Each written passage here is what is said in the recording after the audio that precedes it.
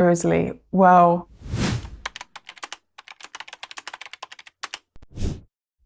I grew up in the UK. I grew up in a very poor family. My dad's side of the family were what you call like traveller gypsies. We grew up in a council house. It's like very poor housing in the UK. I grew up very tough. We were very poor. It wasn't until later in my life when I started looking into being an actress that I started actually like learning how to talk properly and learning how to present myself. And now I'm Muslim, alhamdulillah, and that's the highlight of my life.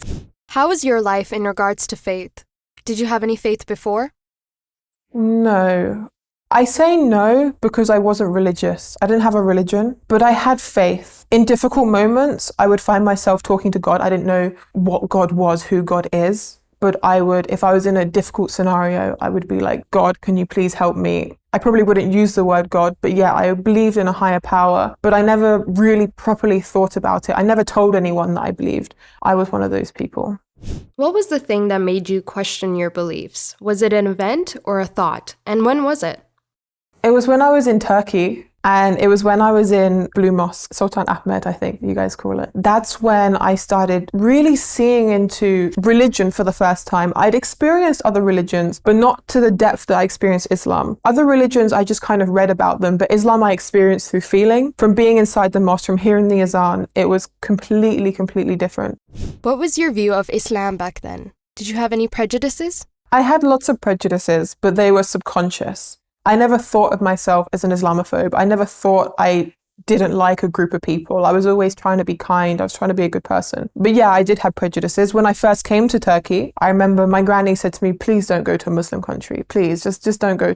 She thought something was going to happen to me. And when she told me, don't go, it's a Muslim country, I was like, honestly, I got scared. I definitely did have that notion. When I first visited a mosque in Turkey, I thought the people were going to tell me I can't go in. I thought that they were going to, laugh at me. They were going to stare at me in a negative way. I expected the worst when I went into a mosque for the first time.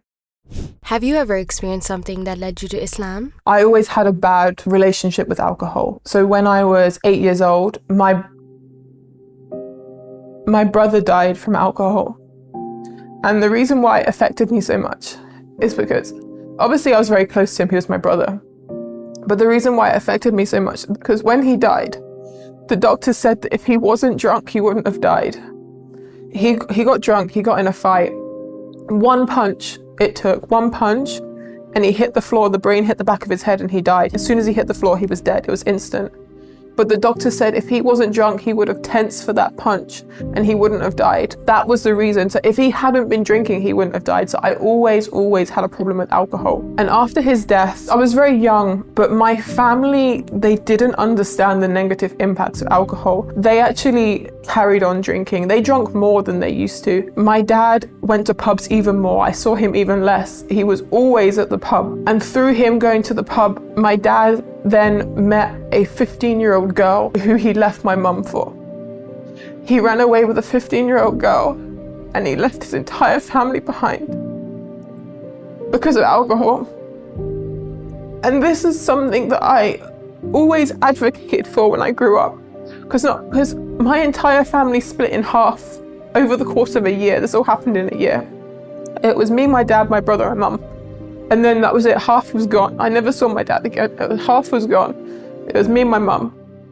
And I think what happened after this incident is I grew up hating alcohol. I hated parties. I couldn't attend parties. I felt really bad. But as I started getting older, probably around 20, I started thinking, maybe it's not so bad. I never turned into a party freak. I never went through that. For me, it was about networking. Everyone said, if you go to these clubs, you'll meet the right people, you'll get in the right circles, you'll network. So I started doing it for that reason. There was one time when I was in LA, I went to a nightclub and somebody spiked my drink.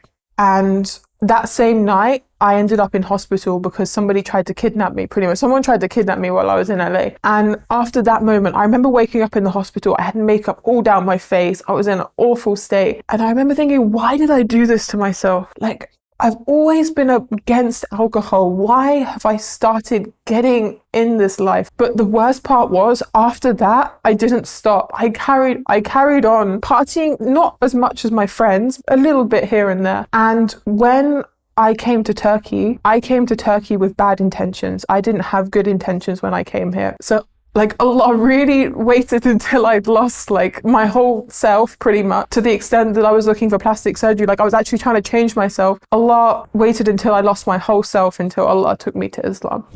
What impressed you the most about Islam?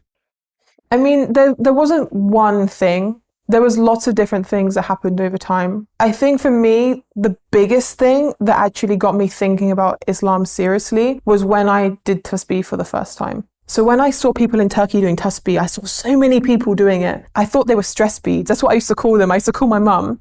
I'd be like, people in Turkey, they do stress beads. It's so cool, mum.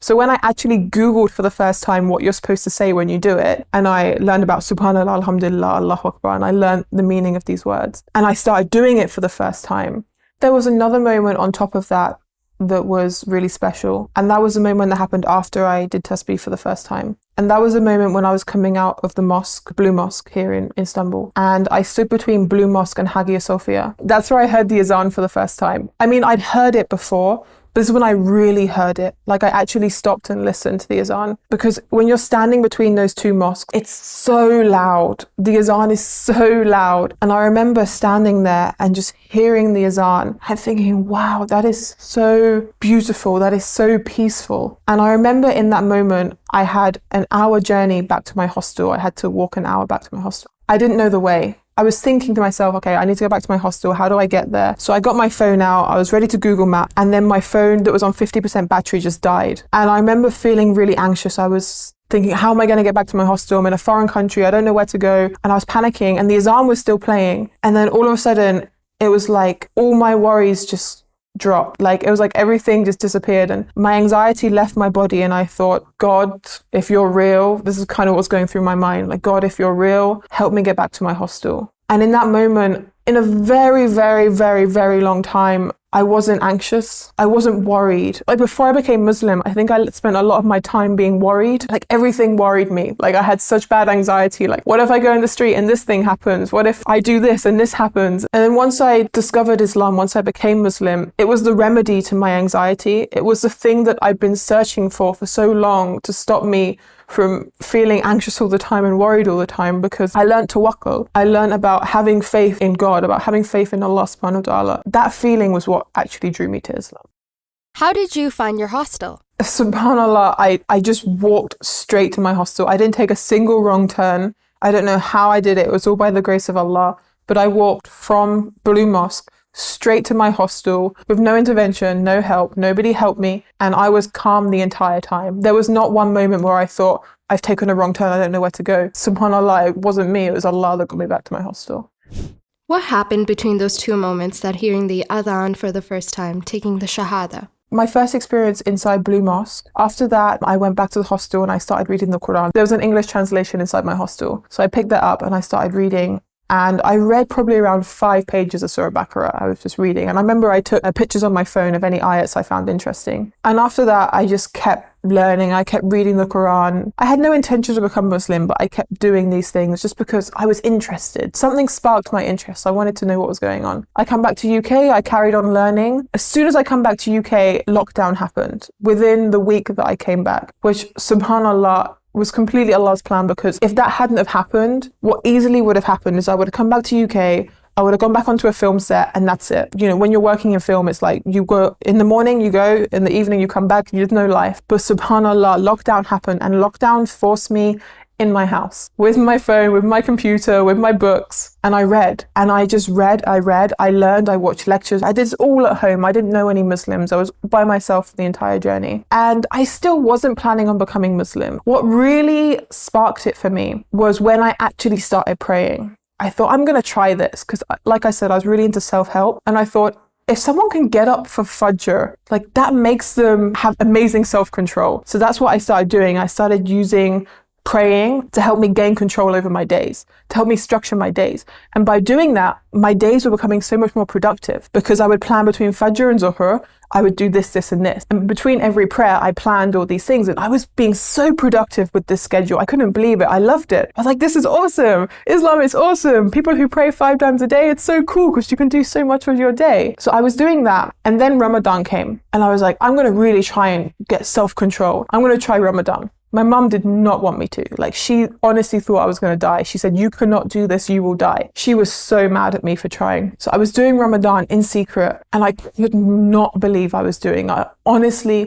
I honestly didn't expect to be able to do it. I started doing Ramadan, and that's when the actual belief started to come to me. It stopped being about dunya gains, about myself, and it started being about Allah, because during Ramadan, I was just like focused. I was fasting, I was praying, and between that, I was just learning about Islam. That was all I was doing with my time. So the way Islam made me feel, I was like, this is the truth. Nothing in my life has given me this feeling. And because of that feeling, that's when I started taking it seriously. And I started going, this is from God, because only God can give me that contentment. I've tried so many things in my life to find contentment, to find happiness. And God has given me that with Islam.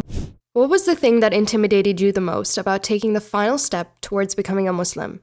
I think it was leaving my old life behind.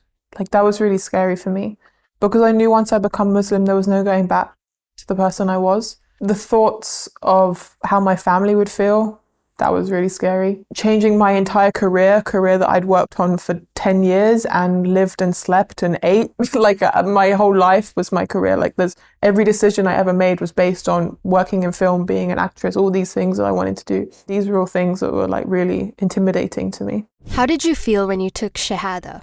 Could you please describe that moment in detail for us? I didn't take Shahada in a formal way. I didn't do it in a mosque. I did it during COVID, during lockdown, in my living room. I cried the entire night. It was during Ramadan, the Ramadan that I became Muslim. I cried pretty much the whole time. If I remember rightly, I did it over and over again because I was worried that I was doing it wrong. So I kept doing the Shahada over and over again because I couldn't get the words out. And I was crying so much, and I was like, okay, I'd take a breath and then I'd try again, then I'd start crying. So I did my Shahada technically multiple times. The feeling was like, it was like I'd found my purpose. It was like my whole life I've always been bouncing between things. I spent my whole life bouncing. I never completed anything. I would start a course at school, I wouldn't finish it. I would start a job, I would quit. My whole life I was just bouncing around. And because I never knew my purpose, I didn't know where I was going, I didn't know why I was here. I was just constantly confused, and that's how I felt for a long time. And I knew in that moment when I took my Shahada, I knew that that was it. I could leave that kind of bouncing behind. That when you're a non-Muslim, you have nothing to focus on. Everything's really difficult. Everything's a burden because you don't know why it's happening. You're confused. Where am I going? Why am I here? Why is this happening? Why am I doing this? You just don't know. But then all of a sudden, we're given these set of morals. We're given guidelines to follow. And then the goal becomes clearer. You know where you're going, why you're going there, what you're going to get at the end of it. And that's Jannah, inshallah. And that goal towards Jannah is such an easier life to live than a life of not knowing where you're going. So yeah, it was a very emotional time for me. You studied acting in Los Angeles and appeared in a number of films. Was it difficult for you to leave your acting career after deciding to become a Muslim? Yes, it was difficult, something that I worked on for a very long time. I never formally left, like I didn't think, oh, today's the day that I leave acting. Because of COVID, because of that, for a long time there was no film shoots going on, there was no acting. And because of that, Allah gave me time to learn about the religion as much as possible. So I knew what I could and couldn't do. And I was getting offered work again. And I was for the first time in my life, I was turning it down. I was like, no, I can't do this. Sorry, I can't do this. I can't do this. And then I thought, where do I stand on this? Something that I've worked so hard to achieve, where do I stand on this? And then that's when I made the intention to only work on Muslim projects. So I don't have to worry about a director who wants me to hug another man who doesn't understand why I can't hug him. You know, I don't have to worry about those things. How did your family and the people around you react to your conversation to Islam? So my mom, when I first converted to Islam, she came up to me with her Google searches of things that she'd Googled. And they were concerns. They were, I guess, genuine concerns, but mostly fake news, conspiracy theories that she'd found. And she was not happy. She used the word terrorist a lot, to be honest. She used to say to me, if you go to a mosque, be careful, someone might recruit you. Like, she genuinely thought there'll be men waiting for me outside that were going to recruit me to be a part of their I don't know. It's news, it's media, it's what she thought. I lost a lot of friends. There's still a lot of people that don't talk to me. One of my friends messaged me on Facebook and he said, "Are you doing this for a guy? Are you being intimidated? What's going on?" Like, he genuinely thought I was in a scary situation. And my family is just really weird around me because they don't know how to act. They think I've gone crazy. They think I don't know. But I know my family related to me more when I was partying, when I was doing bad things. They could relate to that. But the person I am now, they don't understand. My mum's gotten better with me. To be honest, my mum started learning about Islam. I've taken her to a mosque. I took her to a dawah stand for people who give dawah. And she started learning about Islam more. She's in a much better place than she was before. And that's mostly because Allah's putting good Muslims in her life. She's been meeting people. Recently, she called me and she said, "I met this girl in hijab and she helped me with this thing." And she just, anytime like someone who's Muslim helps her, she notices it. She tells me. So there are people out there who, apart from me, who are giving good dawah to her. So that's really helping. Was it hard for you to wear the hijab? It was definitely hard because I was that girl that when she went out in the streets, I was that girl that wanted people to look, but also got upset if the wrong person was looking. And I had to leave that behind, which was really, really difficult because a lot of my identity depended on whether people were looking at me or not. And that's really difficult because when I walk down the streets in the UK, it's like I don't exist. I'm completely invisible. And that was, someone who wants to be an actress, someone who dressed in a certain way, like that's something that she doesn't want. So it was definitely a big change for me. But I started to revel. I started to enjoy that invisibleness. I started to enjoy walking down the street and actually just walking down the street, not putting on some show. Like, I actually got to enjoy life for the first time without worrying what people were thinking about me. And that's what Islam gave to me. You started praying before converting to Islam. Can you tell us about your first Salah experience? First prayer I learned was Zuhr, which I don't know why, because Fajr is a lot easier because it's 2 rakat, but I didn't know that. I just typed in how to pray and it came like 4 rakat Zuhr. I didn't know what rakat was. And I was like, let's learn that. So I just picked that video. So I learned how to pray Zuhr first. When I first started learning, I just did the movements and I said like Allahu Akbar and the easy stuff. I couldn't read Arabic. So they had like, I think it's called transliteration on the screen. And it was really difficult to read. Like, it's so over and over again, I'm listening to this kid. And I'm like, how does he say that letter? Like, I don't know how to say that. And I was trying to do it. I remember the first time I actually properly prayed Zuhr in my mind. And I was nervous the entire day because I'd been preparing, I've been learning. And when I woke up that morning, I was already nervous because at this time I was like, I'm going to appear in front of God. And I was so scared. Like, it was something that scared me so much. And I remember the time was coming. I was waiting for Zuhr to come. And then before I was like, please remember this. I was so embarrassed to get it wrong. I don't know why I was so embarrassed to get it wrong, but I think I had that fear of getting it wrong in front of Allah and Allah thinking I hadn't tried hard enough. So that was what was going through my mind at the time. And I stood and I was like, okay, I'm going to do it. And then I was like, no, I'm not going to do it yet. And then I stopped and I was like, okay, I'm going to do it now. And that went a couple of times. And then eventually I started. And the first time I prayed, all I could see was light, white light. That's all I could see the first time I prayed. And I got everything, I think, right. In the sense that I remember it being correct. I probably did say things wrong. And I was really shocked because I did not think I was going to get it correct. And I remember finishing that prayer. I was like, wow, I did it. It felt like a performance. It felt like I'd gone up on stage, I'd given a performance, and I'd actually remembered my lines. Like, that's what it felt like. What was the most difficult challenge you faced after converting to Islam, and what sacrifices did you have to make? For me, one of the most difficult challenges was confidence in my religion. I would always worry about being around other Muslims because I would think, what if they say an Arabic word to me that I don't know how to respond to? I would think, what if I'm praying in the mosque and I do something wrong? So I was very nervous about being around other Muslims, going to the mosque, going to these places. If someone said Assalamu alaikum to me, I'm like, alaikum salam. Like, literally, I would freak out because I was so worried I would say something wrong, that people would think I'm a fraud. Like, these were honestly thoughts that would go through my head. When I started wearing hijab out in public, I remember a random brother said Assalamu alaikum to me and I just froze. I didn't know what to say. And I thought, oh my God, I'm a fraud. Like, I'm wearing hijab. People think I'm Muslim, but I can't even respond to Assalamu alaikum. So these were like really, really big worries for me. How did you manage to keep your faith? What could be done to prevent this from happening?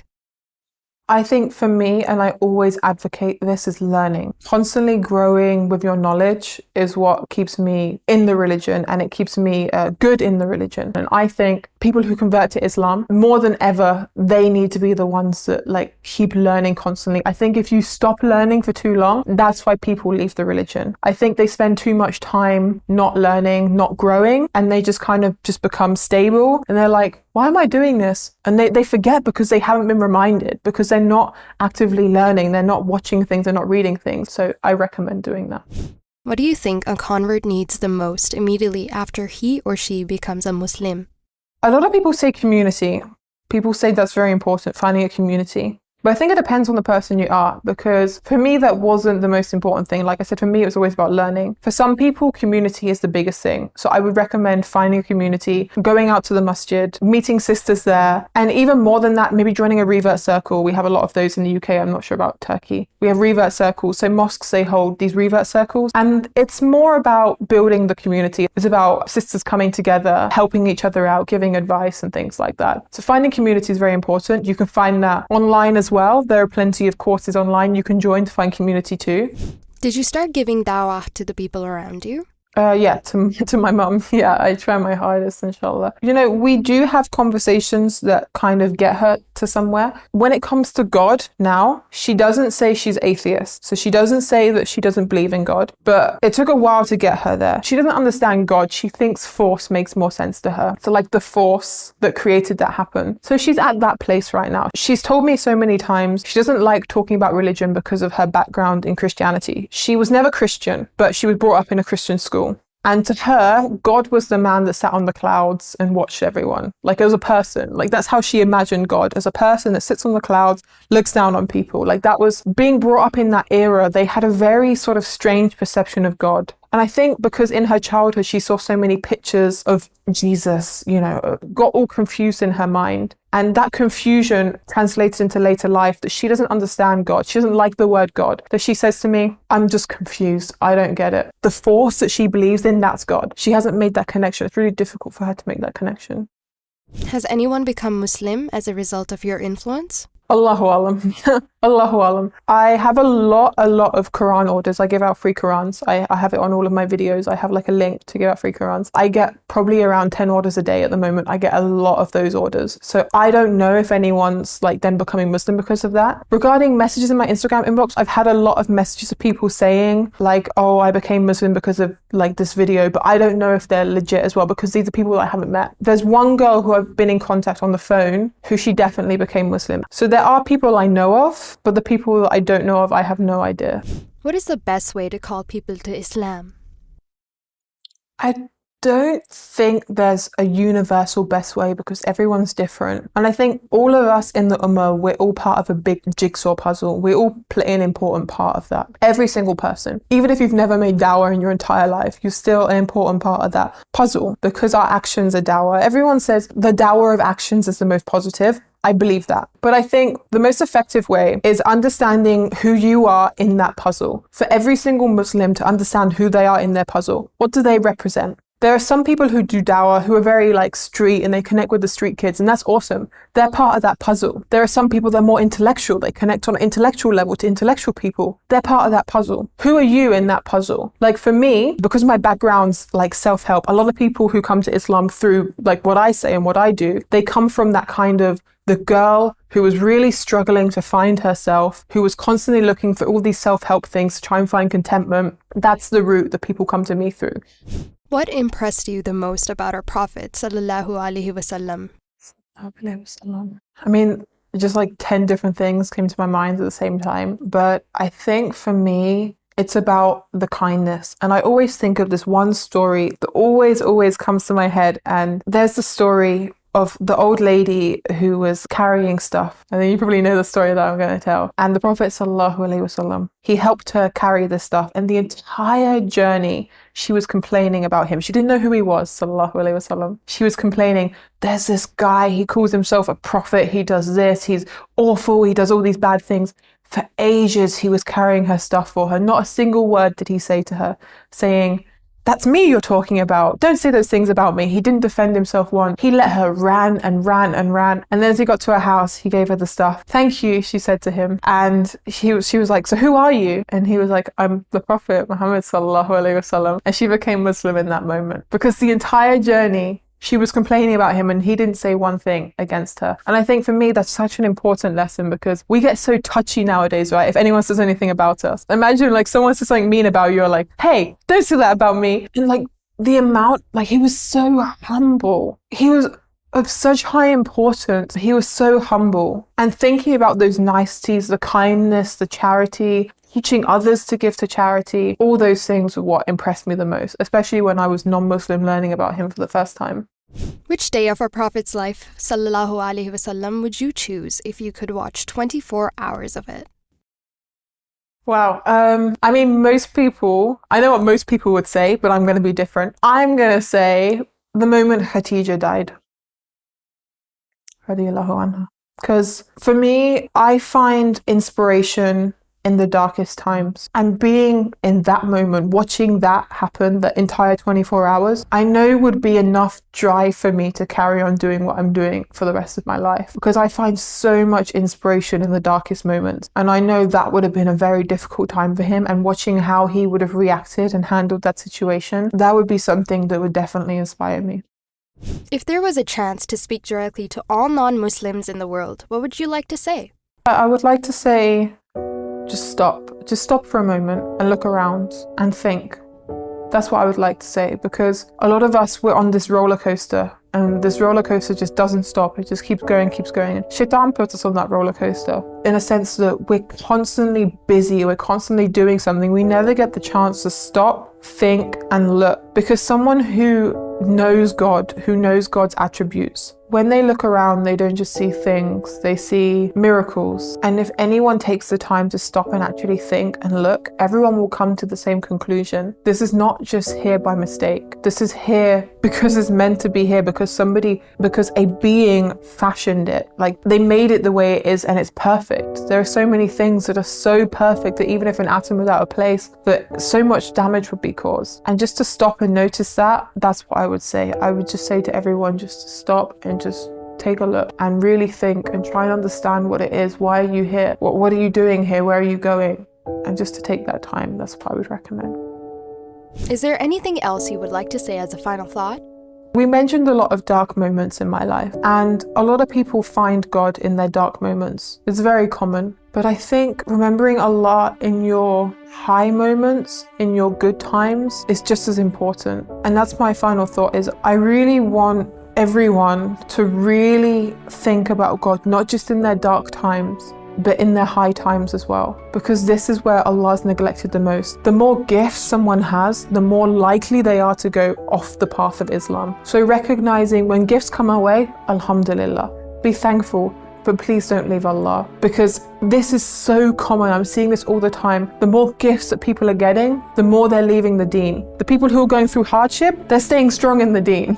Like the people that are living in really poor countries, in really poor circumstances, they're happier because they're stronger in their faith. They're happier than these people that are living the luxury lives. That's what I want to say. A lot of us out there who are probably watching this, we're probably sitting in a cushy little home with a roof over our head, with food in our fridge. We're probably in a situation that's better than most of the people in this ummah, right? Be thankful for that. And by being thankful for that, I'm not just saying be like alhamdulillah, of course say alhamdulillah. Be thankful in the sense that you actually want to learn more about the religion. Go out there, try harder, try and do more for charity, try and learn more about the religion, try and watch more good content. Be mindful of what you're watching. And that's my final thoughts.